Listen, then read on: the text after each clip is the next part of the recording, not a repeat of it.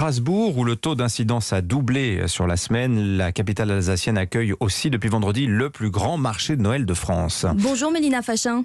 Bonjour Romane, bonjour à tous. Mélina, vous êtes la correspondante d'Europe 1 à Strasbourg qui accueille près de 2 millions de personnes en décembre.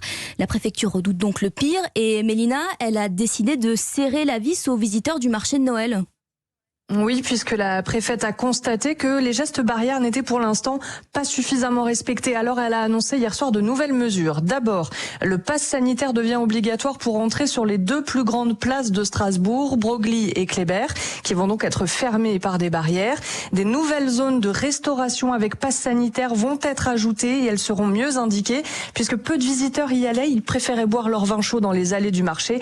Mais là, pas le choix et les 300 commerçants vont devoir les forcer à s'y rendre. Ça va être compliqué, explique Norman Guillaumard qui vend des crêpes et des gaufres. À la louche, 50% des gens ne parlent pas français. Alors quand on a un espace de restauration juste à côté de son chalet, ça va.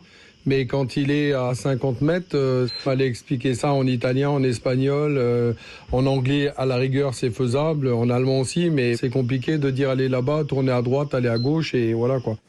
Et les commerçants qui ne joueront pas le jeu pourront voir leur chalet fermé après un premier avertissement.